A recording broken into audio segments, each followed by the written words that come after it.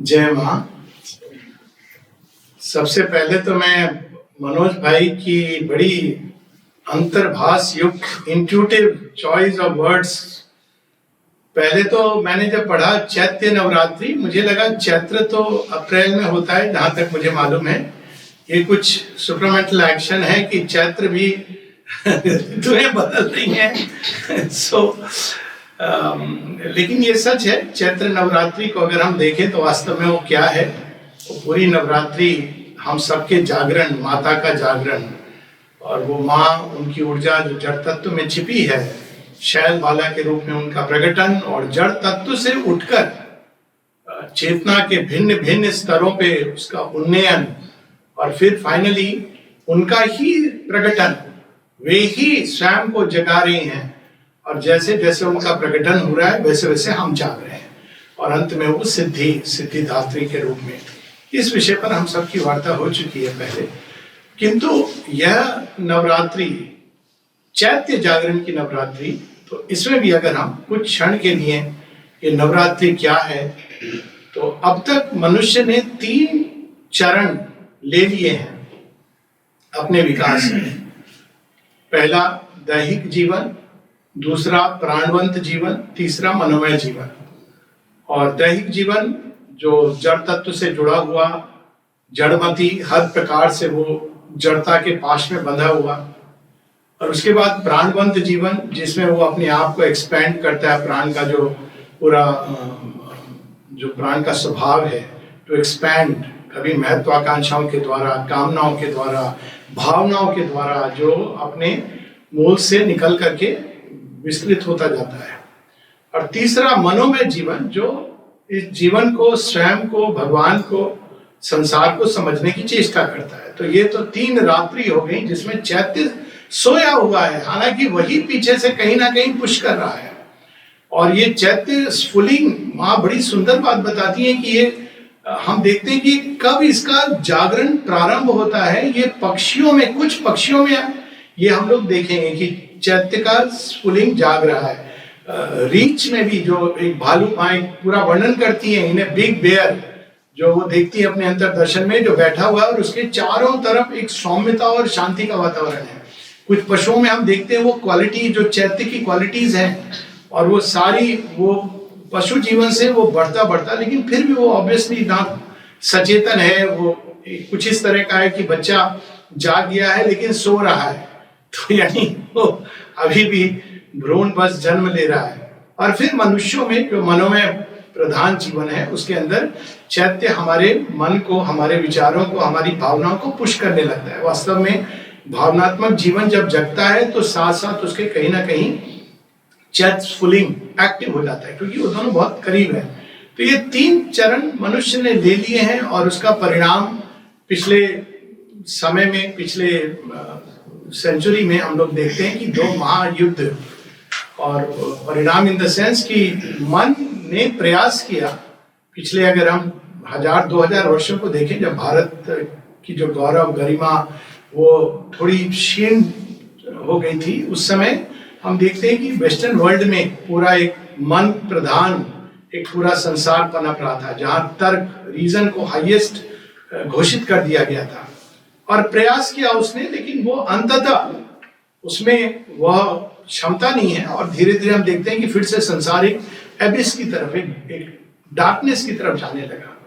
और वो जो अंधकार था वो लगभग श्री अरविंद के आने के समय तक नियर कंप्लीट था, सिवाय श्री रामकृष्ण परमहंस और स्वामी विवेकानंद के, जो उस समय एक प्रकार से प्रकाश के ध्वजवाहक है।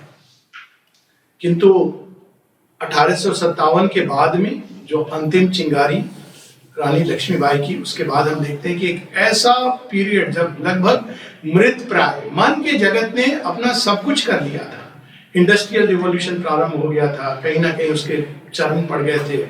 साइंस प्रगति करती जा रही थी, ऐसा प्रतीत हो रहा था 1900 के उसमें कि साइंस सब कुछ खोज लेगी, और इस संसार पे कब्जा 4 असुरों का था, जिनके नाम हैं scientific materialism, Marxist communism, imperialism, positivism. तो ये सब ने पूरी तरह अंधकार में मानव के आगे, आंखों के आगे पट्टी। भारतवर्ष की जितनी भी महान बातें थी उनको सुपरस्टिशन, मिथक इत्यादि घोषित कर दिया गया था। ये वो समय है जब श्री महर्षि अरविंद का पदार्पण होता है इस पृथ्वी पर। तो लिटरली वो जो हम लोग पढ़ते आए हैं, आधी रात, जो मध्य रात्रि की वेला में भगवान का अवतरण होता है।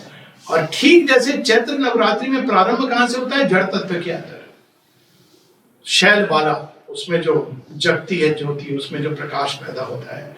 तो इस मानव देह यष्टि में श्री मां का जन्म एक ऐसी अभूतपूर्व घटना है जो उसके बारे में तो क्या बखान किया जाए।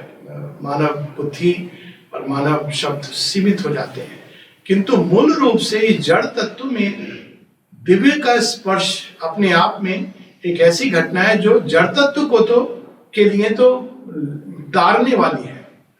और ये पहली बार नहीं हुआ है। हम लोग दशावतारों की कहानी जानते हैं। हर बार जड़ तत्व को जब एक कदम आगे जाना होता है तो भगवान जड़ तत्व के अंदर प्रवेश करते हैं, इसीलिए प्रवेश करते हैं, वरना अवतरण का कोई, वो तो भगवान ऊपर से अपने विभूतियों के द्वारा, अनेकों संत महात्माओं के द्वारा संसार को निर्धारित करते ही हैं, कहीं ना कहीं दिशा देते हैं। लेकिन जब जड़ तत्व पे डायरेक्ट एक्शन होता है तब वो मानव देह धारण करते हैं। तो जब भी हम दशावतार की कहानी पढ़ते हैं तो कम से कम मेरे मस्तिष्क में ये प्रश्न उठता था कि सारे अवतार पुरुष क्यों होते हैं। कई लोगों के मन में ये प्रश्न उठता होगा। लेकिन एक और लाइन रही अवतारों की जिसकी किसी ने बात नहीं करी है, वो है नारी के देह में अवतार। और श्री अरविंद उस सत्य को हम सबके सामने ला रहे हैं। अगर आप सावित्री पढ़े तो सावित्री बड़ी अद्भुत कहानी है। महाभारत के समय वो बताई जा रही है, वैदिक काल की कहानी है। महाभारत में उसका आख्यान आता है, पुराण में भी आता है, ब्रह्मवैवर्त पुराण में भी है और एक पुराण में है। तो वो कहानी अगर हम एक दृष्टि से देखें तो जगन माता के पहले अवतार की कहानी है इस जड़ तत्व के अंदर।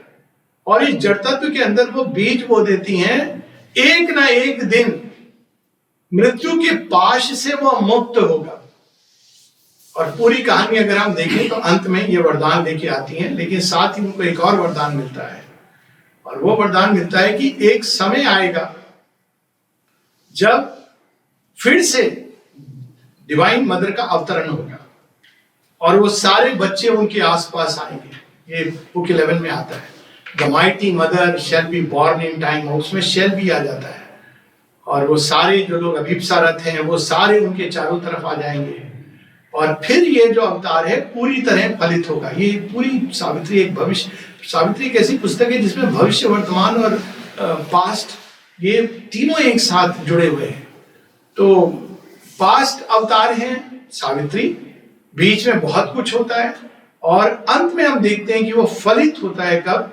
जब डिवाइन मदर के रूप में 21 फरवरी 1878 को डिवाइन मदर का पूर्ण मैनिफेस्टेशन। माँ ने स्वयं कहा है कि अंतर क्या है। माँ कहती है कि पहले भी मेरे कई अवतार के रूप में वो आई हैं यहाँ पे, लेकिन कहती है वो सब पार्शियल मैनिफेस्टेशन थे। और इस बार with this full manifestation of the divine mother, इस प्रकार से वो स्वयं बताती हैं। तो इस बार ये संभावना हो गई है कि वह सिद्धि जो जड़ तत्व, जिसके लिए जड़ तत्व मनुष्य सब उसके लिए अभिप्सारत रहे कहीं ना कहीं, और वह अल्टीमेटली ये सफलता का इसका अंतिम चरण होगा। उनके जन्म के पूर्व की कहानी श्री अरविंद एक पंक्ति में समराइज कर रहे। और ऐसी अद्भुत पंक्ति सावित्री में बुक 1 कैंटो 1-2 के बाद 3rd कैंटो अश्वपति की तपस्या का वर्णन है। और कैंटो 2 में उन्होंने divine mother is on earth, तो उनका वर्णन है। अब लेकिन डिवाइन मदर इस धरती पर आई, कैसे आई? तो वहां पर बुक 1 कैंटो 3 एक पंक्ति से प्रारंभ होता है, a world's desire compelled her mortal birth. हम कल्पना नहीं कर सकते कितनी सारी अभिप्सा। हम लोगों ने अपने शास्त्रों में पढ़ा है कि कैसे अभी सीताराम की बात हो रही है, कैसे माता सीता का जन्म, जो पीड़ा थी ऋषि मुनियों के अंदर रावण के कारण, वो जो उनको मारता था, उनके रक्त को अपने कुंभ में रखा था, वो जो पीड़ा थी, एंग्विश थी, उसको ले जाके उसने ले आया था अपनी एक विजय पताका के रूप में लंका में। और उसकी माँ कहती, मूर्ख, ये जहां जाएगा कुंभ वहां विनाश होगा, इसमें सबकी आह लगी है। तो ले जाता है जनकपुरी में, जमीन में गाड़ देता है, वहां दुर्भिक्ष होता है, अकाल पड़ता है। ये कहानी बड़ी इंटरेस्टिंग है, सिग्निफिकेंट है, क्योंकि हम लोग राम जन्मभूमि की भी बात हम लोगों ने की है, थोड़ा सा जन्मभूमि राधर जय श्री राम की बात की है, तो थोड़ी सी उसके कंटेक्स्ट में इसको जोड़ ले। और फिर राजा जनक जब स्वयं हल चलाते हैं तो वो निकलती हैं, और वहां से देखिए रावण की विनाश लीला कैसे प्रारंभ होती है। फिर से वो माता सीता को ले आता है वापस, जिनके अंदर एंग्विश ऑफ द गॉड्स, ये सब कुछ है। ये कहानी बड़े सुंदर ढंग से हम सबकी कहानी से कनेक्ट होती है, धरती की कहानी। A world's desire compelled the model world. ना जाने कितनी पीड़ा, कितनी चीख पुकार। कई बार अभी हाल में राम जन्मभूमि वहां पे मंदिर बना, तो कई बार मैंने अतीत में अगर हम देखें कितना दुख हुआ होगा, कितनी पीड़ा हुई होगी उस समय के लोगों के हृदय में, जब वो देख रहे होंगे उनके सामने संस्कृति के चिन्ह, वह जिससे वो इतने, जो उनके लिए गौरव का प्रतीक था, और उस सबको वो धूल धूसरित होते देख रहे होंगे। क्या उनके हृदय में गुजरी होगी, क्या उनकी आत्मा से पुकार उठी होगी।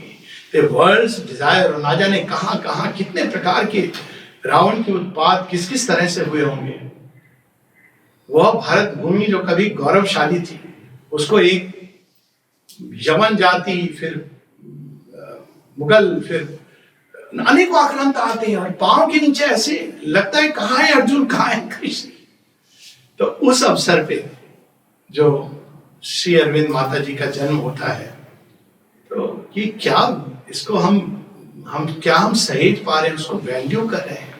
और फिर ये अवसर, जैसे राजा जब हल चलाता है तो वो आ गई हैं, लेकिन जब शीर्ष पे बैठे हुए लोग, वे जब उस आगमन को, उसको आवाहन करेंगे। इसीलिए हम देखते हैं, अभी कुछ देर पहले बात हो रही थी कि हम अक्सर कहते हैं कि भारत की आजादी इसने दिलाई, उसने दिलाई, बिना ढाल के, बिना तलवार के। भारत की आजादी उस दिन निश्चित हुई थी, स्वतंत्रता, जिस दिन श्री अरविंद ने माँ दुर्गा का आवाहन किया था। जैसे माँ दुर्गा का आवाहन श्री राम ने किया था लंकापति पर विजय के लिए, जैसे माँ दुर्गा का आवाहन अर्जुन ने किया था कौरवों पर विजय के लिए, वैसे ही माँ दुर्गा का आह्वान श्री अरविंद करते हैं। और हम देखते हैं कि कलकत्ते से आने के पहले it is a last document, माता दुर्गे सिंह वाहिनी हे शिव। तो ये कितनी सुंदर, अद्भुत। और उस दिन ये निर्धारित हो गया था कि भारत तो निश्चित रूप से स्वतंत्र होगा, क्योंकि माँ दुर्गा आ गई थी। उनके शेर की दहाड़ से ही हम देखते हैं कि कैसे कैसे छिन्न भिन्न होने लगता है, और ये निश्चित हो गया था। तभी श्री अरविंद कुछ और आगे करने के लिए एक दैवी प्रेरणा से गाइडेड होकर के आते हैं। तो मां श्री अरविंद का जन्म वास्तव में वो एक संत, महात्मा, ऋषि, मुनि, एक नया पंथ, रिलीजन, इसके लिए नहीं है।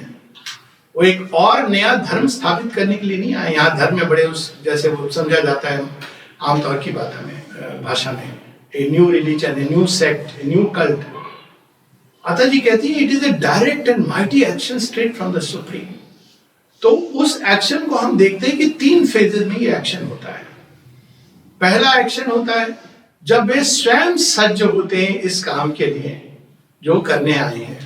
तो वहां हम देखते हैं श्री अरविंद का व्यक्तिगत योग, जिसकी सिद्धि 1926 में 24 नवंबर को सिद्धि दिवस के रूप में हम लोग जानते हैं, जब उनकी व्यक्तिगत सिद्धि पूर्ण हो गई।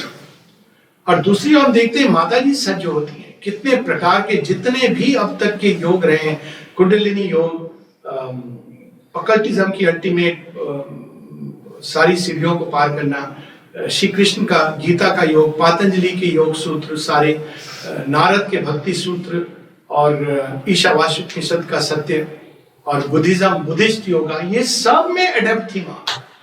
और फिर 1912 में वो एक एजेंडा बनाती है, और उस एजेंडा में बिल्कुल स्पष्ट है कि वो क्या करने आई है। एक और वो लिखती है, 1912 की बात है। उसी समय श्री अरविंद भी एक एजेंडा बना के मोतीलाल रॉय को पत्र में लिखते हैं कि ये मेरा काम है। एक तो ये है उसमें कि वही सनातन शब्द सत्य को मुझे एक नए प्रकार से, एक नया फॉर्म और नए वर्ड में बोलना है, जो आज के युग के लिए वो करेक्ट, जो आज के युग के अनुकूल है, आज के युग के अनुरूप है। और हम देखते हैं दोनों माता जी श्री अरविंद ने सनातन सत्य को धरती पर प्रकट किया। सनातन सत्य क्या है? जो यूनिवर्सल है।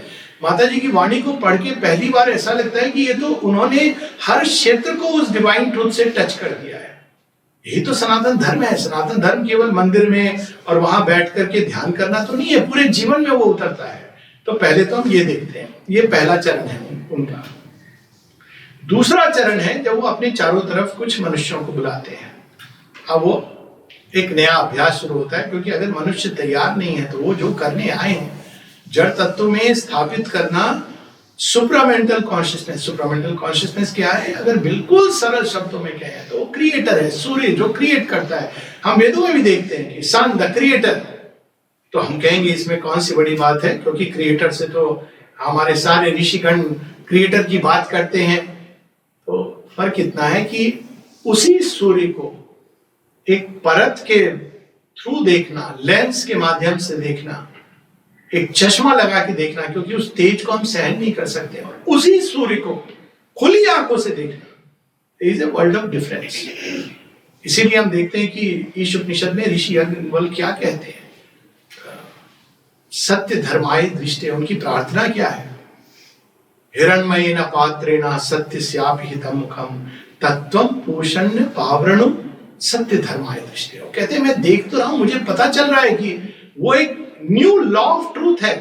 हम लोग नहीं चलते उसके अनुसार। यहाँ लॉ ऑफ इग्नोरेंस प्रिवेल करती है, लॉ ऑफ डेथ प्रिवेल करती है।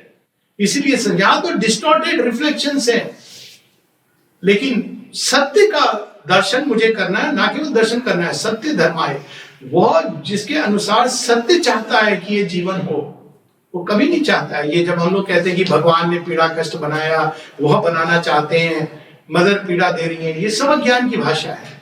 कोई भगवान ऐसा नहीं चाहेगा, और यदि ऐसा चाहेगा तो भगवान नहीं है। लेकिन यह भी सच है कि संसार में पीड़ा है, अचित है, अंधकार है, वो एक दूसरे पोल से, वो एक पूरी कहानी है जिसमें अभी हम लोग नहीं जाएंगे। लेकिन सत्य धर्माय दृष्टि उसकी अभिप्सा है। बृहदारण्यक उपनिषद में भी इसकी अभिप्सा है। असदो मा सद्गमया तमसो मा ज्योतिर्गमया मृत्योर्मा अमृतम गमया। मृत्यु की गर्भ में जो अमृतत्व छिपा है वह प्रकट हो, अंधकार के गर्भ में जो प्रकाश छिपा है वह प्रकट हो, तमस के गर्भ में जो ज्योति छिपी है वह प्रकट हो। तो ये जो अभिप्सा रही है, असत के गर्भ में, फॉल्सहुड के गर्भ में जो सत्य छिपा है वो प्रकट हो।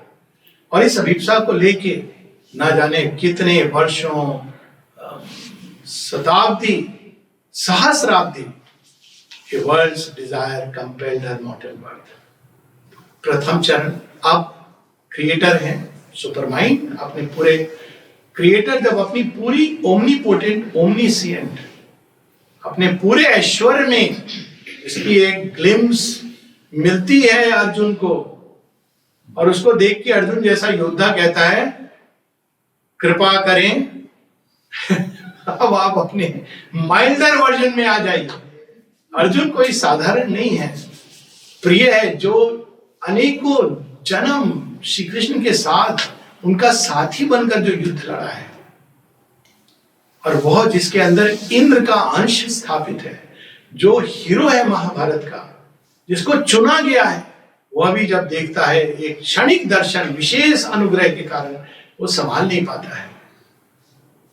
वहां हम देखते हैं तीनों क्रिएट्रिक्स कॉन्शियसनेस क्या है, वो क्या कर सकती है, और उसका निर्णय कैसे अल्टीमेट होता है। उसके सामने ना भीष्म, ना द्रोण, ना कोई और, एक हल्का सा ग्लिम्स है हमको उसमें।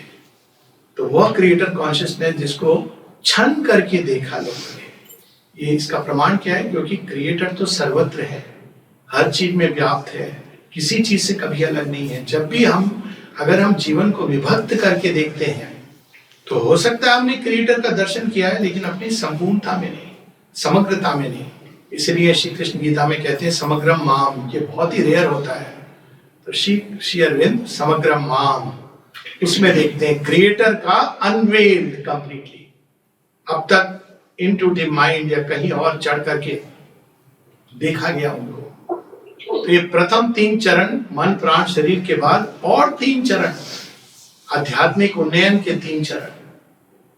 तो ये जो 3 चरण होते हैं वो है मन के परे और भी चेतना की अवस्थाएं हैं, जिनसे कहीं कहीं हम देखते हैं ऋषि मुनि उस पर चढ़े, और उस एसेंशन के बाद उन्होंने देखा सत्य धर्माय दृष्टि, कुछ दिख रहा है। यहाँ से तो दिखता भी नहीं है, समझ नहीं आता है। यहाँ अगर देखे अज्ञान में तो लगता है केवल मृत्यु अचित अंधकार का खेल है, ईविल है, सफरिंग है, कहाँ है भगवान? वहां चढ़ के दिखाई देता है हाँ है भगवान। जैसे कोई व्यक्ति पर्वतारोहण करे, कुछ समय बाद जब वो पर्वतों को देखता है, यहां से तो केवल चित्र है, अज्ञात में तो केवल भगवान का फोटो है, भगवान का विग्रह है, भगवान की स्मृति है, स्क्रिप्चर्स हैं, पुस्तकें हैं, लेकिन दर्शन क्या होता है ये तो जब जैसे पहाड़ों के बारे में हम सुन लें, पढ़ लें, उनका फोटो देख लें, घर में उसका एक विग्रह भी बना ले, लेकिन पहाड़ पे जाके जो दर्शन होता है, जो सांस उखड़ती है, जो आनंद आता है, वो एक अलग बात है।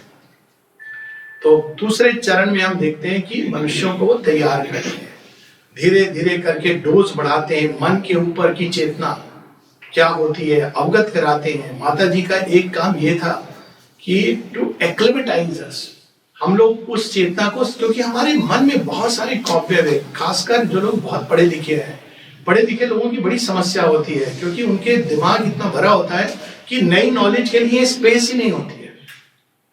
तो अभी भी लोग पूछते हैं श्री अरविंद का वेदांत कौन सा वेदांत है, श्री अरविंद कौन सी योग पद्धति के साधक है, इत्यादि इत्यादि। खैर वो एक अलग कहानी है। पतंजलि के योग सूत्र से कंपेयर करते हैं, इंटीग्रल योग से समझते हैं कि बॉडी के लिए आसन, प्राण के लिए प्राणायाम, भक्ति योग इत्यादि, और मन के लिए ध्यान, हो गया इंटीग्रल योग। लेकिन वो तो एकदम नई चीज ला रहे हैं, और इसको केवल मात्र मन पे ग्रहण करने के लिए पूरी आर्य लिख डाली श्री अरविंद ने।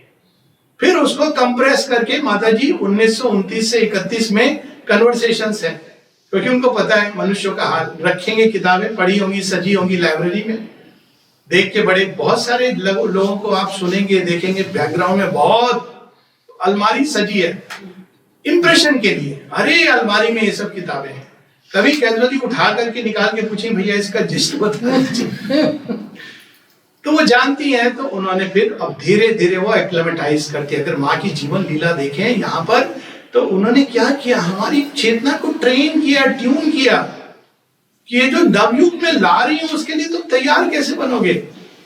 अभी बहुत सुंदर बात रितम दीदी ने कही कि नेवर टेल ए लाई। इसके ऊपर माँ तो एक जगह यहां तक कहती हैं कि it is the age of truth, truth in thought, truth in feelings, truth in speech, truth in actions. 50 साल पहले देखिए हर कोई एक दूसरे से झूठ बोल रहा था। एक घर की बात कर रहा हूं, बच्चा कहता है मैं सिगरेट नहीं पीता हूं और पीछे में छिपाए हुए, पिता कहता है मैं झूठ नहीं बोलता हूं, बच्चे को कहता है जाके बोल दो पापा घर में। मतलब सब एक दूसरे से कोई, और ये वे ऑफ लाइफ था। But it is the age of truth. इसलिए हम देखते हैं कि जो कुछ छिपा है, माँ एक जगह कहती हैं, आश्रम के संबंध में कहती हैं, और सच ये कि आज संसार में ये लागू हो रहा है, कहती यहाँ वह कुछ भी ना करो जो तुम छिपाना चाहते हो, यहाँ कुछ छिपा नहीं रह सकता। और श्री अरविंद इसी बात को बड़े जेंटल ढंग से, क्योंकि वो थोड़े जेंटलमैनली ढंग से कहते हैं, माँ ने जिसको डायरेक्टली कह दिया कि it is the age of truth, nothing can remain hidden. और अब देखते हैं संसार में हो रहा है, चाहे वो सबसे शक्तिशाली राष्ट्र का सो कॉल्ड राष्ट्रपति हो, कोई भी हो, एवरीथिंग इट कम्स आउट, अब उसके इंस्ट्रूमेंट बन गए। यू कांट हाइड एनीथिंग, छिपा नहीं रह सकता। तो श्री अरविंद इसको बड़े कहते हैं ना पिता सरीखे ढंग से बताते हैं, क्या कि भाई देखो इस युग में प्रवेश करने वाले हो, रूल क्या होना चाहिए। लोगों ने आश्रम में पूछा क्या नियम, कोई नियम बता दीजिए, डूज एंड डोंट्स। पतंजलि ने तो 5 नियम, और आप तो कुछ बताते ही नहीं हो। तो बताते क्यों नहीं है, क्योंकि वो स्वयं सक्षम है, वो जानते हैं कि बच्चे तो कुछ करेंगे नहीं, मैं करूंगा। तो जो बहुत अति सक्षम शक्तिशाली होता है वो सारा दायित्व तो अपने ऊपर ले लेता है। जैसे किसी ने पूछा भी था रमन आश्रम में किसी से, एक सिद्ध योगी से, कि सब जगह हम देखते हैं ये डिवीजन होता है, लड़का लड़की लाइन अलग अलग, आश्रम में ऐसा क्यों नहीं है। तो उसने कहा वो भगवान है, भगवान कुछ भी कर सकते हैं। And he got it correct, जिसको कहते हैं राइट ऑन टारगेट। फिर भी लोगों ने पूछा कुछ तो नियम बताइए। आश्रम का एक नियम होना चाहिए, पहला नियम, और सच पूछो तो एकमात्र नियम, वो एक पत्र से उठा करके शेर ने कहा अच्छा ठीक है इसको नियम के रूप में डाल सकते हो। क्या नियम है? Always behave as if the mother is looking at you, और indeed she is always present. Do nothing. अब देखिए इसी बात को सत्य का योग है कैसे, लेकिन बड़े अच्छे तरीके से माँ देख रही है। Do nothing, try to think and feel nothing. अब यहाँ ट्राई आ जाता है। एक तो है कि कर्म, लेकिन कर्म को मैनेज करना, मनुष्यों ने डिसेप्शन की आर्ट में मास्टरी की हुई है, और आजकल ये मास्टरी आपको हार्वर्ड यूनिवर्सिटी, जेएनयू सब जगह मिल जाएगी। हाउ टू डिसीव, इसमें एमए, ट्रिपल एमए, पीएचडी, आपको कन्विंस करेंगे लॉजिक दे करके कि भगवान नहीं है, या 40% है, 60% नहीं है। तो ये मास्टरी की हुई है। तो इसलिए कहते हैं try to think and feel nothing that would be unworthy of the divine presence. कितना सुंदर हम लोग इस, मतलब ये है चैत्य का। जब चैत्य जागता है तो उसको स्वयं ही ये बोध होता है, उसको बताना नहीं पड़ता। क्यों? चैत्य के लक्षण क्या होते हैं?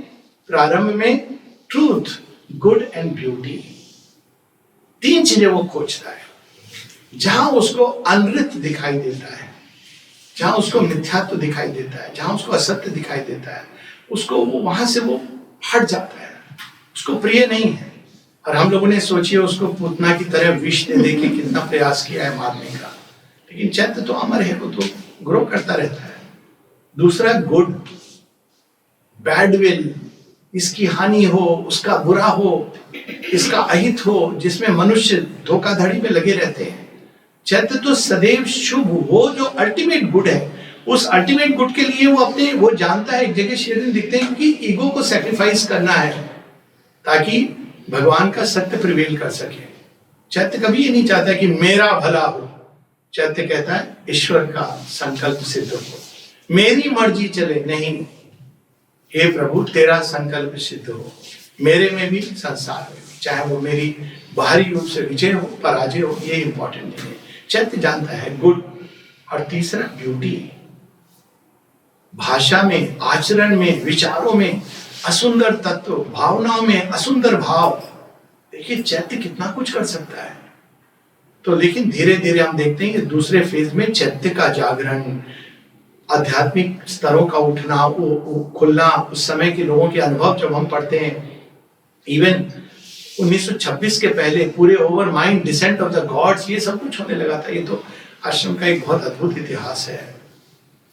और फिर उसके बाद जो 3 नीचे के चरण, फिर 3 चरण जो आध्यात्मिक चेतना, और उसके बाद फिर सुप्रामेंटल का मैनिफेस्टेशन। उसके पहले ऐसा नहीं कि अतिमानस नहीं उतरता था, डिसेंट होता था, अवतरण। वो अवतरण क्या है? एक व्यक्तिगत फेनोमेना है। श्री अरविंद के अंदर मान स्वयं बताती हैं, जब 1920 में आती हैं तो वो केवल श्री अरविंद से एक ही बात पूछती हैं। सोचिए हम लोग आते हैं तो कितनी इंक्वायरी करते हैं, आश्रम में रहने में क्या सुविधा मिलेगी, क्या प्रॉस्पेरिटी मिलेगी, क्या फायदा होगा, क्या नुकसान होगा, इस योग में क्या मिलेगा, क्या नहीं मिलेगा। पूरा एक हम लोग चाहते हैं कि एक हम क्वेश्चनेयर दें, भगवान सबको हमारे अनुकूल उत्तर दें, एक बॉन्ड साइन करें, तथास्तु, तभी हम आगे कदम लेंगे। माता जी आती हैं, फ्रांस से आती हैं। ये देखिए ये घटना कितनी प्रेरणास्पद है। 1920 में कहा फ्रांस, उस समय का वैभवशाली देश, कहा भारत एक गुलाम, एक जिसमें सब गौरव समाप्त, मटेरियल लेवल पे, स्पिरिचुअल लेवल पर, सब पर सोया हुआ। माता जी आके ये नहीं पूछती हैं अच्छा यहाँ पे क्या फैसिलिटीज हैं, वो केवल एक प्रश्न करती हैं शेरविंद से कि क्या इस बार संभव होगा? युगों युगों से जो प्रयास कर रहे हैं, क्या इस बार संभव होगा? माता जी बताती हैं, शेरविंद केवल कहते हैं यस, निश्चित। और वो देखती हैं सुप्रामेंटल फोर्स, सुप्रामेंटल लाइट उतरती है, पूरी गोल्डन लाइट उतर के टच करती है उनके शरीर को। ये था शेरविंद का तथास्तु, और ये है शेरविंद का तथास्तु। और फिर वो रिसीड करती। तो ये सुप्रामेंटल डिसेंट हो रहा था, जैसे जैसे तैयार हो रहे थे। उसके कारण रेजिस्टेंस भी निकल रहा था, क्योंकि सूर्य जितना नजदीक आता है गर्मी, सत्य जितना अंदर से अनावृत होता है परेशानी, क्योंकि हम नहीं देखना चाहते। इसीलिए कहा गया अनकंफर्टेबल ट्रूथ सर्टेन। ये नहीं कि सारे सत्य ऐसे होते हैं, सत्य तो बहुत सुंदर होता है, लेकिन जब वो अंदर से निकलता है तो हम जिन चीजों को सुंदर समझ के बैठे हैं वो अनावृत होती हैं। और सबसे पहले तो हम स्वयं स्वयं को बड़े सुंदर, mirror mirror who is the most beautiful of them all, वो मिरर टूट जाता है और उसकी जगह एक सत्य का दर्पण प्रकट होने लगता है, तो अनकंफर्टेबल होता है। तो ये हम देखते हैं कि 1926 से 30 वर्ष, और बड़ा कठिन था वो काल आश्रम के लिए, संसार के लिए। द्वितीय विश्व युद्ध हो रहा है, ऐसी तंगी आ गई है आश्रम के अंदर। आज तो सब इतने सहज उपलब्ध है, लोग बस दाल और चावल, कभी दाल में कोई बैगन का एक पीस तैरने लगता था या आलू का कोई पीस तो लोग कहते आज तो बड़ा स्पेशल था। ये हालत थी। चंपक लाल जी एक साबुन की बट्टी जो खत्म हो गई है लेकिन थोड़ा जो बचा रहता है उसको मिला मिला के वो साबुन बना के वो रखते हैं और माता जी को कहते हैं माँ इसको यूज करो। ये भी काल हमको स्मरण रखना चाहिए कि ये जो हमसे पहले गए हैं वो किस मार्ग से गए हैं। आज तो सब कुछ सहज, आज तो संसार ही बदल गया और इस सब के परिणाम स्वरूप यहाँ तक कि श्री अरविंद स्वयं, माता जी कहती है, renounce the great sacrifice, realization in his own body so that it can be realized in the whole world। और तब एक शाम आती है 29 फरवरी 1956, प्लेग्राउंड में सब साधक मगन है, तन के बैठे हैं, ध्यान कर रहे हैं। और तब माँ देखती हैं कि क्या वर्णन है उसका, the divine presence, material and concrete was presence in the playground। आप सोचिए कंक्रीट एंड मटेरियल, ये दो शब्द यूज किए माता जी ने। उस दिन क्या हुआ था, भागवत उपस्थिति मन की किसी चेतना की ऊंचाई पर नहीं थी, जड़ तत्व में उतर गई थी। मटेरियल, कंक्रीट एंड मटेरियल, ये दो शब्द है। Divine presence, concrete and material was present. फिर दूसरा बताती है, I had the form of a living gold वास्टर then this universe. कुछ क्षणों के लिए केवल हम मन की आंखों से निहारें मां का वह रूप, had a form as of living gold और larger, vaster than the universe। और फिर उनको कमांड मिलता है, इंग्लिश में मिलता है, the hour has come। यही वो क्षण है जिसकी युगों युगों से प्रतीक्षा रही है। यही वो क्षण है जिसके लिए वेदों में, उपनिषदों में हम देखते हैं कि प्रार्थनाएं रही हैं, अभिप्सा रही हैं, अग्नि का आवाहन हुआ है, अग्नि नए सुधार आए। यही वो क्षण है जिसके लिए राम ने रावण को जीता और राम राज्य की स्थापना का बीज बोया मनुष्य के अंदर। यही वो क्षण है जिसके लिए हम देखते हैं कृष्ण और राधा इस संसार में आके लीला करते हैं और अपनी छाप छोड़ करके चले जाते हैं कि मनुष्य को एक दिन यह आनंद निश्चित मिलेगा, वृंदावन का रास होगा, केवल निधि बन के नहीं रह जाएगा। लेकिन कब होगा, श्री अरविंद कहते हैं डिवाइन लव ही है उसके अल्टीमेट गोल। लेकिन जब तक सत्य के चरण नहीं पड़ते, जब तक मनुष्यों के हृदय में सत्य स्थापित नहीं होता, तब तक ये असंभव है। तो वही श्री कृष्ण श्री अरविंद का रूप लेके माँ राधा इस बार अलग होने के लिए नहीं, डिवाइन मदर का रूप लेके। और मैं इसको क्यों कह रहा हूँ, केवल एक सेंटीमेंट है। श्री अरविंद श्री कृष्ण का तादाद तो हम जानते हैं, पर डिवाइन मदर में मदर काली और माँ राधा का तादाद में हम नहीं जानते।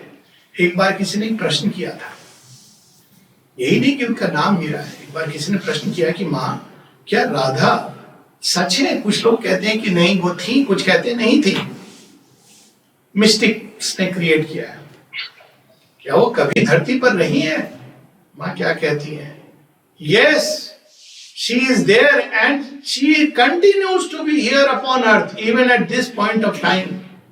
और माँ का पूरा जब हम देखते हैं आनंद का आवाहन, वो सारी कहानी अपने आप में अद्भुत है।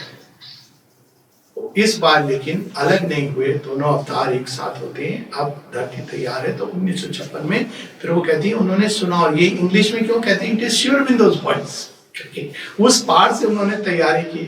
वो कहते the hour has come, then with a giant golden hammer I struck a mighty blow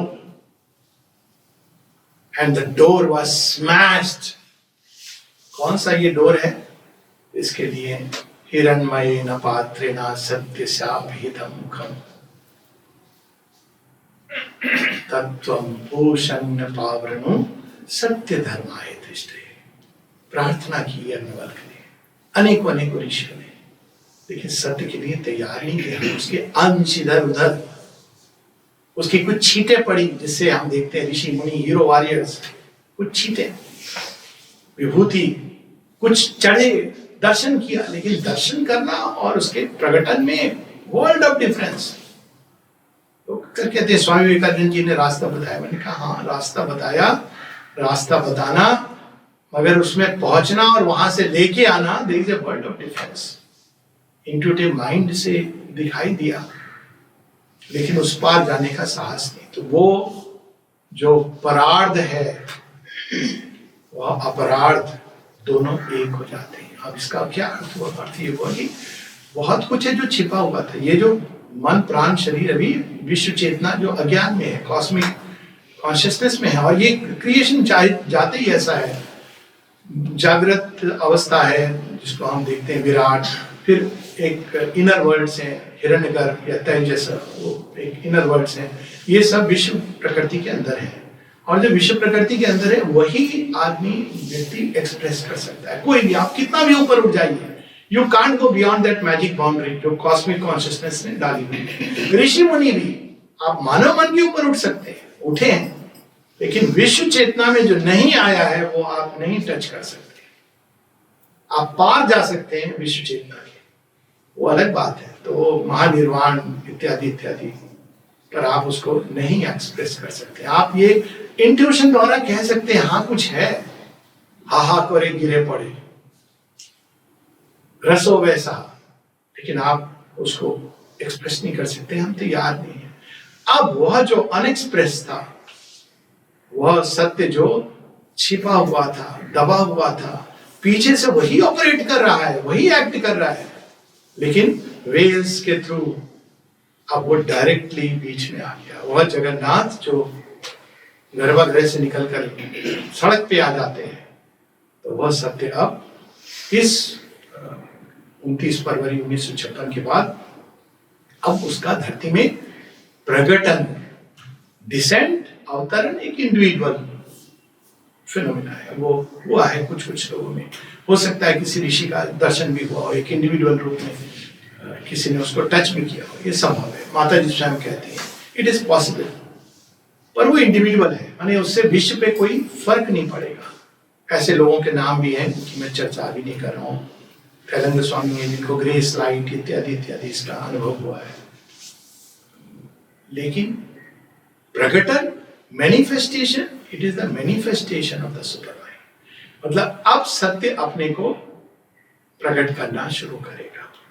तो वह जो विराट हिरण्यगर्भ के परे वो प्रज्ञा में छिपा है, वो अब अपने द्वार खोल के कहता है अब लो ये नए बीज, सृष्टि के नए बीज, नई सृष्टि के नए बीज माता जी धारण करती हैं, धरती में वो समा जाते हैं। और अब धीरे धीरे उसके बाद हम देखते हैं कि कैसे 1960-56 की एक घटना है। 60 में माँ उसको वर्ल्ड वाइड डिक्लेयर करती हैं, और उस डिक्लेरेशन में हम देखते हैं, उस डिक्लेरेशन में हम देखते हैं कि किस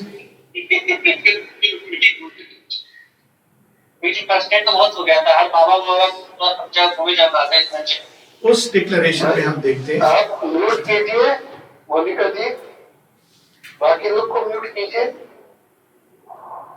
उस डिक्लेरेशन में हम देखते हैं ये कि ना केवल एक प्रॉमिस है, माता जी उसके बाद हम लोग देखते हैं कि 2 महीने बाद वो क्या मैसेज देती हैं। मैसेज देती है, उनकी एक प्रार्थना है। शेरविन से मिलने के बाद ये निश्चित हो गया था कि ये होगा। 1914 में उनकी एक प्रार्थना है। प्रार्थना इस प्रकार से जाती है, Thou hast willed and we shall execute, मतलब वो होगा, भविष्य सूचक है। क्या? A new light shall break upon the world, a new earth, a new world shall be born, and the things that were promised shall be fulfilled. तो माता जी से एक बार किसी ने पूछा, माँ किंचित की प्रॉमिस की बात किसको प्रॉमिस की गई थी? कहती तुम्हें मालूम नहीं है? अनेकों ऋषि मुनियों को ये प्रॉमिस दी गई थी, एक दिन आएगा। आश्रम के कंटेक्स्ट में कुछ लोगों को बताती हैं, आप वो तो ऋषि मुनि, यहाँ आप तो दूसरे ढंग से वो ऋषि मुनि बन के आए, तो सुपरमैन की तैयारी करें, जिसके लिए उन्होंने अपने वो मुनित्व और ऋषित्व और साधुत्व को त्याग करके समथिंग ग्रेटर। माँ कहती है, आई हैव प्रॉमिस देम। एक जगह कहती है, I can not disappoint Amrit Pavitra नौलनी, I have promise them Pranav, I have promise them, इनको मैंने प्रॉमिस किया है। कौन थे ये? द्युमन भाई, जिनके बारे में श्री अरविंद कहते हैं, ही वैदिक ऋषि। तो ये सब लोग प्रारंभ में उनके पास आए, फिर धीरे धीरे धीरे 1956 के बाद ये काम व्यापक हो गया। मतलब अब ये आश्रम तक सीमित नहीं था, ये थर्ड फेज। और इस थर्ड फेज में हम देखते हैं एक के बाद एक। 1960 में श्री अरविंद सोसाइटी का प्रारंभ, 1968 में ऑरोविल, और अब धीरे धीरे धीरे ये स्वर्ण मणि या स्वर्ण नदी या स्वर्ण प्रकाश ये सर्वत्र फैलता जा रहा है। और आज उसका ही प्रभाव है कि जो मिथ्यात्व, जिसने सत्य को धूल धूसरित करके ऐसा लग रहा था विजय प्राप्त कर ली है। और यहां मैं बिल्कुल स्पष्ट संकेत कर रहा हूं, कई चीजें संकेत के रूप में प्रकट होती है। जब बाबर आया होगा और श्री राम जन्मभूमि पर उसको नीचे दबा करके मस्जिद बनी होगी, क्या अनुभव से गुजरे होंगे। उसको लगा होगा डिस्ट्रॉय कर दिया मैंने एक सिविलाइजेशन को, सोमनाथ में डिस्ट्रॉय कर दिया मैंने। लेकिन अब वो सब अनावृत होके बाहर आ रहा है। वह सब जो सत्य है वह सब रेस्क्यू किया जाएगा। माता जी से एक बार किसी ने पूछा, माँ ने एक मैसेज दिया, इसके बाद तो एक से एक घटनाएं हुई हैं, वो कभी और 1962 में, 67 में, 67 में माँ कहती है एक नए बच्चे आना शुरू हो गए हैं। 59 में कहती है एक नई चिप प्रकृति के अंदर जुड़ गई है, जिसके कारण आने वाले समय में ये जो बच्चे होंगे, ये सुप्रामेंटल सब्सटेंस उनके कहे ना रक्त में बहेगा। It is a new chip. अब ब्रेन चिप की बात कर रहे हैं, बहुत पहले उन्होंने सुप्रामेंटल चिप डाल दी है। और माँ कहती है उसकी संभावनाएं इतनी है, कोई भी मिरेकल संभव है, कोई भी रोग से मुक्त होना, कुछ भी संभव है, लेकिन प्रोवाइडेड हम अब थोड़ा हमको तैयारी करनी है उसकी ओर खुलने के लिए। अब असंभव शब्द सच में ही चला गया है, क्योंकि अब वो क्रिएटर की चेतना डायरेक्टली मैटर के साथ संपर्क में है, संबंध में है, और वो जोड़ चुकी है। वो धीरे धीरे मैटर को तैयार कर रही है। फिर 1959 में सुपरमैन का आना, 70 या 71 में माता जी का मैसेज आता है, men, countries, continents, the choice is imperative, truth or the abyss। सतयुग आ गया, सतयुग आ गया, ढिंडोरा पीटने से कोई वो नहीं। वो सत्य जब चमकता है तो वो स्वयं प्रकाश होता है। श्री अरविंद से किसी ने कहा, माता जी श्री अरविंद से, कि आपकी पेंटिंग वहां पड़ी है, हम मंगवा लें। माँ कहती, my child will live in eternity. हम चाहते हैं कि लोग आपके बारे में जाने। माँ क्या कहती है, माई चाइल्ड, सूर्य को कोई ढंढोरा पीटने की जरूरत नहीं होती है। हाँ, कौवे बोलते हैं, मुर्गा भी बोलता है, हम लोग भी बोलते हैं लेकिन किसी के बोलने से सूर्य नहीं प्रकट हो रहा है। वह बोलता है, मुर्गा भी बांध देता है, तो ऐसा नहीं कि सूर्य मुर्गा ने बांध दी इसलिए प्रकट हुआ। मुर्गा महसूस कर रहा है, बस उसका भाग्य इतना है कि वो पहले उठ गया और महसूस कर रहा है कुछ उष्मा का, इसलिए वो बांध दे रहा है। लेकिन सूर्य तो प्रकट हो रहा है, अपने प्रकाश से प्रकट हो रहा है। और ये श्री अरविंद कब कहते हैं? 1909 में, The sun of India's destiny will rise and overflow India and overflow Asia and overflow the world। 1909 में, अगर ये पता नहीं बीबीसी वालों ने क्या रिपोर्ट किया होगा, पर ये सारे लोग तो कहते हैं भारतवर्ष में बहुत पागल होते हैं। उसमें एक और हमने भविष्यवाणी सुन ली है 1909 में, The sun of India's destiny will rise and overflow India and overflow the world। लगता है कल तो नहीं बोला श्री अरविंद ने। ये सत्य का युग है, ट्रुथ और द एबिस। मां कहती है अब ये युग है जिसमें सत्य छिपा नहीं रहेगा। लेकिन सत्य के दोनों एस्पेक्ट हैं, वो सब जो हम दबा देते हैं, छिपा देते हैं, डार्कनेस में हिडन, जिसको हम देखना नहीं चाहते, इनकन्वीनियंट ट्रूथ्स होते हैं कुछ, वह सत्य की डेफिनेशन नहीं है। सत्य तो मधुर है, सौंदर्य में है, लेकिन वो एक चीजें जिनको हमने छोड़ दिया, कारपेट के नीचे डाल दिया कि कोई आए ना, देखे ना। जैसे पुराने समय में होता था, किराए का गलीचा ले आओ, किराए के पेड़ पौधे ले आओ, किराए का सोफा ले आओ, क्यों? लड़की को देखने लोग आ रहे हैं तो ऊपर इंप्रेशन पड़ेगा, बाहर गाड़ी भी खड़ी कर दो। अब ये नहीं है, नहीं चलेगा। वो आप बैठे होंगे उस समय वो किराया मांगने आ जाएगा। तो ये एक इनकन्वीनियंट ट्रूथ है, लेकिन उसका जो रियल सेंस है, ट्रूथ, पहला सत्य था हमारी चैत्य सत्ता, जो हमारी पहचान है। हमारी पहचान ये थोड़ी है mister so and so, doctor so and so, ये सरनेम, ये नेम। हमारी पहचान तो क्या है? शरीर दत्त है। हम भारत भूमि की आर्य संतानें, माता दुर्गे तेरे अंश से हम आते हैं, प्रकट होते हैं, as to as we come down, तुम्हारे कार्य के प्रति होकर आते हैं और कार्य के बाद वापस। ये हमारी पहचान है। और दूसरी पहचान, एक तो ये चैत्य सत्ता, दूसरा हम माँ की संतान है, वो स्वयं जानती है हमारी पहचान। ये काम वो काम नहीं, work of works the soul acceptable sacrifice. कौन इस योग से जुड़ा है? जो ascend to the divine life is the work of work, the soul acceptable sacrifice, without which man would be nothing but just another worm that has managed to form himself in a little speck of mud and water amidst the appalling immensities of the universe. ये हमारी पहचान। तो truth, इसका reference बता दीजिए। हाँ, हिंदी में ये दिव्य जीवन में है, दिव्य जीवन में आता है। ये महावाक्य है, दिव्य जीवन के अनेकों महावाक्यों में से एक ये है, The ascent to the divine life is the work of works. Divya जीवन की आरोहण, और आरोहण ही कर्मों का कर्म है, यानी कर्मों के माध्यम से जो कर्म अंदर में हो रहा है, घटित हो रहा है या होना चाहिए। The soul acceptable sacrifice. यज्ञ तो सभी करते हैं, यज्ञ से सृष्टि चल रही है। कोई यज्ञ करता है अपने धन धान्य के लिए, कोई यज्ञ करता है घर गृहस्थी चलाने के लिए, कोई यज्ञ करता है इसके लिए उसके लिए। लेकिन एक्सेप्टेबल सैक्रिफाइस, जिसको स्वयं ईश्वर सैंक्शन देते हैं, वो क्या है? ascent to the divine life, the soul acceptable sacrifice. और यदि मनुष्य ये ना करे तो वो क्या है? और एक कीड़ा है जो मट्टी और कादों में, कीचड़ में पैदा हो गया है इस महाब्रह्मांड के बीच में, जैसे अनेकों अनेकों जीव प्रकट हुए। तो ये हम सब के लिए ये agenda for the next millennium, the ascent to the divine life. और अब ये असेंट का तरीका, अब हमको असेंट क्या, वो धरती पर उन्होंने प्रकट, इतना आसान कर दिया है। एक शब्द में कहें, तुम्हारे भोजन बना के परोस दिया है, केवल एक बात पूछ रही है, खाओगे? और एक बात पूछ रही है, देख रही है, बचाने की शक्ति है? The truth or the abyss. मनुष्य, men, countries, राष्ट्र, continents, महाद्वीप, द्वीप महाद्वीप, चॉइस इज इंपेरेटिव, चुनाव अनिवार्य है।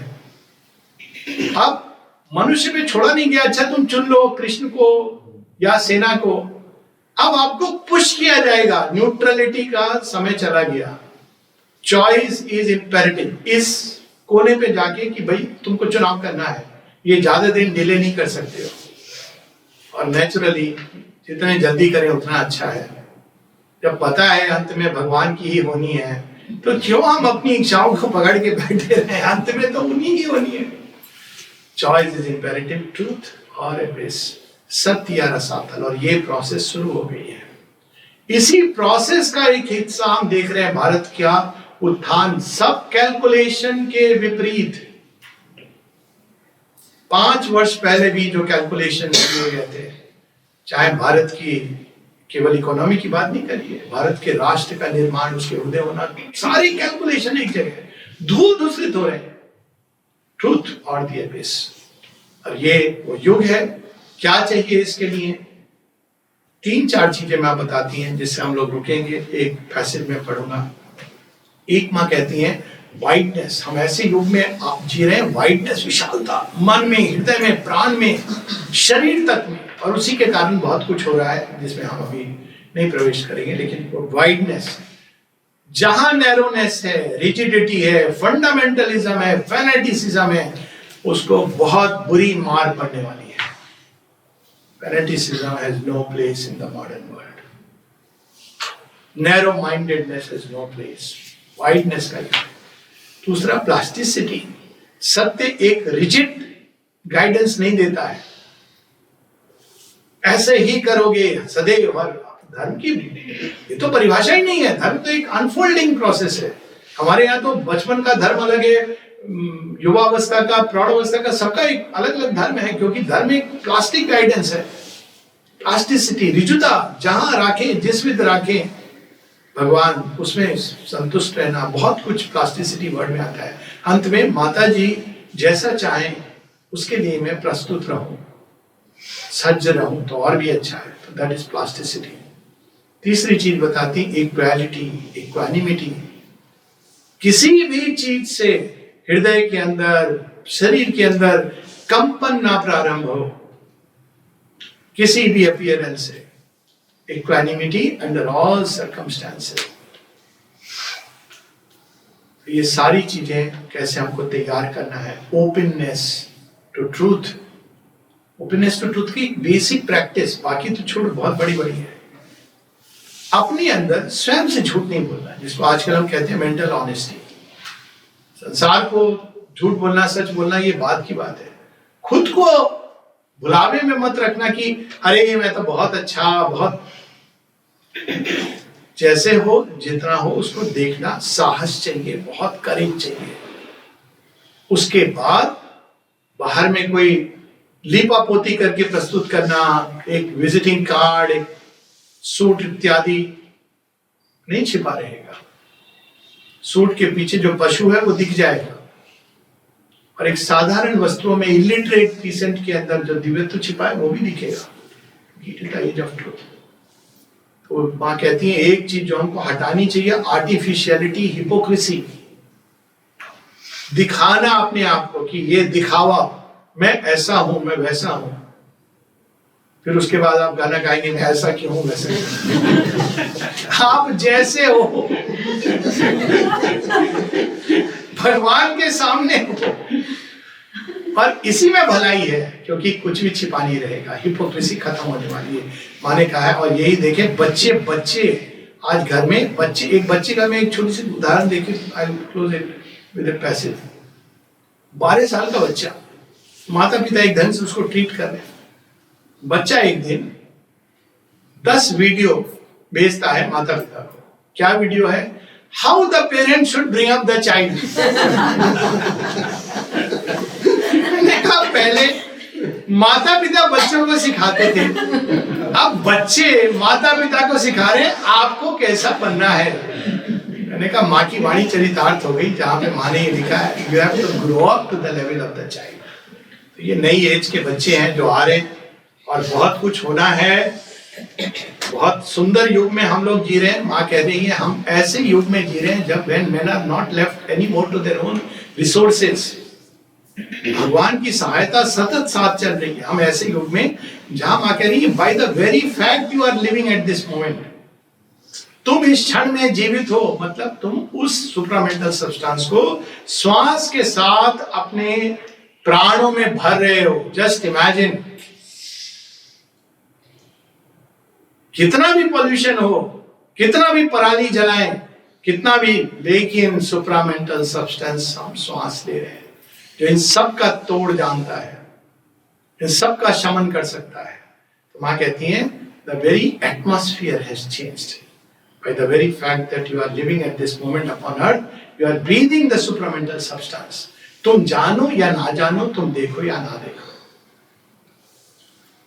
मैसेजेस उनके एक दो, ये तो अनंत कहानी है, लेकिन the manifestation of the supramental upon earth is no more a promise but a living fact, a reality। 24 अप्रैल 1956, यानी 2 महीने बाद, जो मैंने बताया कि वो मां ने डिक्लेयर किया था। It is at work here, कार्यरत है, and one day will come when the most blind, the most unconscious, even the most unwilling shall be obliged to recognize it. ये होगा अंधा देखे, बहरा सुने, लंगड़ा चलकर पहुंचे पौंडीचेरी में। ये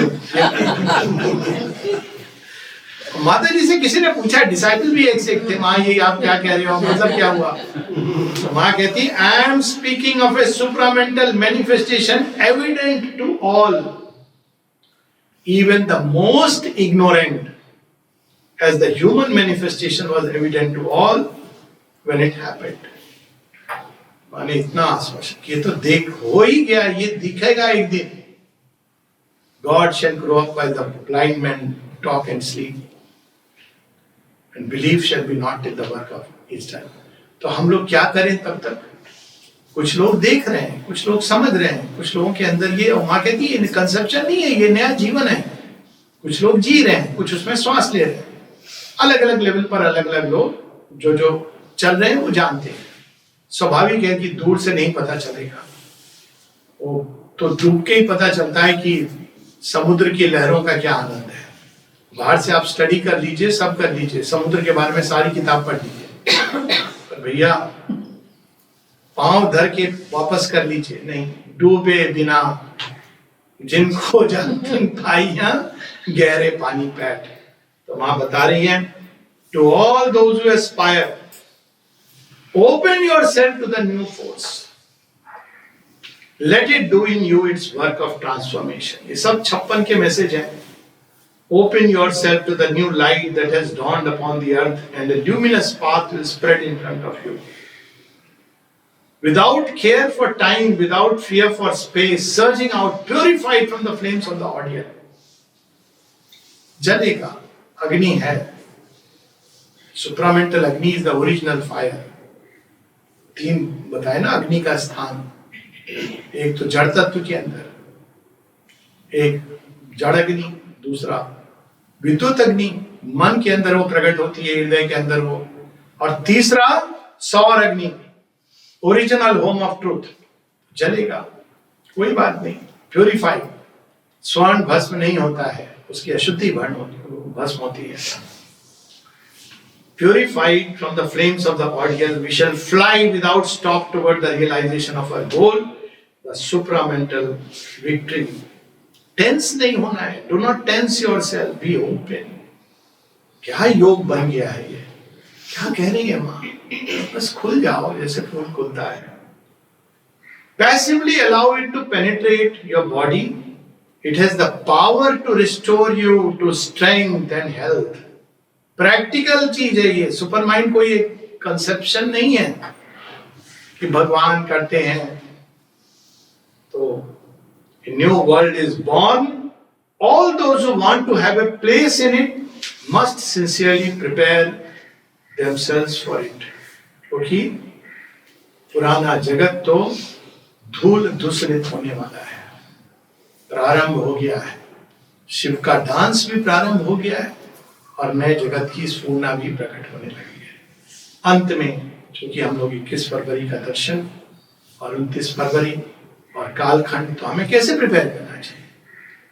तो माँ कहती हैं 21 फरवरी 1958 का ये मैसेज है, उन्हीं के जन्मदिन पर और सुपरमेंटल मैनिफेस्टेशन के बाद, to celebrate the birth of a transitory body can satisfy some faithful feelings. ठीक है, वो कहती मैं समझ रही हूँ जिनको प्रेम है उनके लिए, हालांकि वो सेलिब्रेट का मतलब ये नहीं होता है नाच गाना ये वो पता नहीं क्या क्या हम लोग करते हैं। शांत में सेलिब्रेट, भगवान के आने को कैसे सेलिब्रेट करते हैं? शबरी ने कैसे सेलिब्रेट किया? क्या वो ढिंडोरा पीटने गई? क्या वो बड़ी फीस्ट? वो सेलिब्रेशन तो ये होता है कि भगवान आ गए, इस भाव से हम बिल्कुल कहते ना जिसको क्या करूं क्या ना करूं, वो अवस्था सेलिब्रेट। इससे बड़ा और क्या होगा? Celebrate the birth of a transitory body, transient नहीं ट्रांजिटरी। क्यों मां स्वयं अपनी बॉडी को ट्रांजिटरी बॉडी कह रही है 58 में, क्योंकि वो नए बॉडी में प्रकट हो रही है। 1972 में भी सी न्यू बॉडी, उसके पहले वो शेरविन की न्यू बॉडी की बात करती है, वो एक अलग कथा है कभी और। ट्रांजिटरी बॉडी, तभी उन्होंने डिक्लेयर कर दिया था ये शरीर तो अब रूपांतरित होने वाला है. To celebrate the birth of a transitory body can satisfy some faithful feelings. We should celebrate, but we should know. To celebrate the manifestation of the eternal consciousness can be done at every moment of the universal history. Eternal consciousness, शाश्वत सत्य को तो कभी भी हम उसके स्पर्श को प्राप्त कर सकते हैं. और हम देखते हैं भारतवर्ष में जहाँ भी मिस्टिक्स ने टच फील किया है सच्चिदानंद ब्रह्म का, सुपर माइंड के द्वार से नहीं, वो एक अलग एक डिस्कशन है, किंतु चेतना की किसी भी अवस्था से, क्योंकि वो सर्वत्र है. लेकिन अंत में कह रही है, but to celebrate the advent of a new world, the supramental world, is a marvellous and exceptional privilege. किंतु नए युग का, नए जगत का, अतिमानसिक जगत के आगमन, उसके अवतरण, उसके प्रकटन को सेलिब्रेट करना, ये एक अद्भुत और बहुत ही कम लोगों को एक्सेप्शनल प्रिविलेज है. जैसे राम मंदिर के लिए वीवीआईपी कुछ लोगों को पास मिले, तो हम लोग बड़े फॉर्चुनेट हैं कि ये रेयर एक्सेप्शनल प्रिविलेज, नए जगत में प्रवेश होने का हम लोगों को पास दे दिया गया है. हमारी क्वालिफिकेशन क्या है? सिर्फ ये कि हम मां से जुड़े हैं. अब पास लेके हम पास को निहारते रहें, फ्रेम करके घर में लगा दें, पूजा करते रहें, जगत ढिंडोरा पीटे हमको पास मिल गया, या पास लेके हम उस उत्सव का आनंद लें जो अब संसार के थिएटर में, वर्ल्ड थिएटर में अनफोल्ड कर रहा है. ये हमारे ऊपर है. जय मां, जय मां, जय मां.